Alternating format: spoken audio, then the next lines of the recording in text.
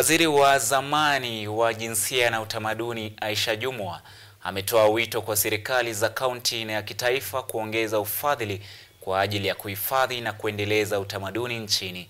Akizungumza katika tamasha la pili la utamaduni la Kikwetu Malindi, kaunti ya Kilifi, Jumwa alisisitiza utajiri wa urithi wa kitamaduni wa eneo hilo ambao licha ya kuwa na uwezo mkubwa wa kiuchumi bado haujapewa ufadhili wa kutosha.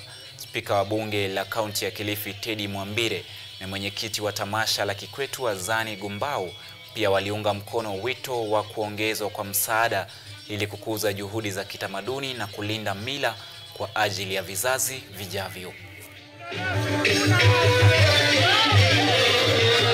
Kwa hivyo mimi nataka serikali ya kaunti pia ijizatiti kuona ya kwamba katika bajeti zao wanaweka kitita katika mpangilio mzima wa masuala ya culture na tamaduni zetu kama watu wa Kilifi, so that we can showcase Kilifi, we can market Kilifi and brand Kilifi.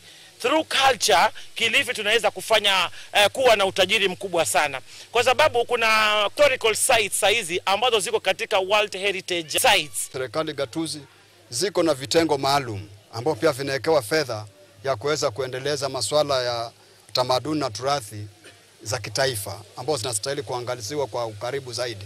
Lakini utapata kwamba kila ukijaribu kuangalia hapa na pale inakuwa iko kwa makaratasi, lakini kwa vitendo hakuna chochote ambacho kinapatikana. Wengine kama walimu sahi wakiambiwa wafundishe, wale ambao wanaambiwa wako katika hizo shule zile zinaitwa junior secondary school ama hata hii CBC, utapata kwamba kuna masomo mengi ambao wanaambiwa wafundishe, lakini wanashindwa wataanza wapi. Kuzikuza tamaduni zetu kama jamii.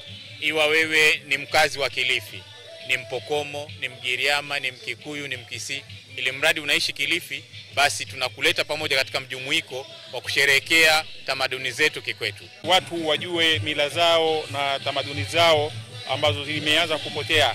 Ukiangalia hivi tamaduni nyingi zimeanza kupotezwa na miji mikuu, baada kwamba watu wanatoka katika vile vijiji vyao na kuja katika miji mikuu. Watu wanapoteza tamaduni zile za kabila zao na asili za kabila zao. Kwa mfano ukiangalia mimi ni Mbajuni na hivi sasa siongei tena Kibajuni, ni kama kwamba singejui tena.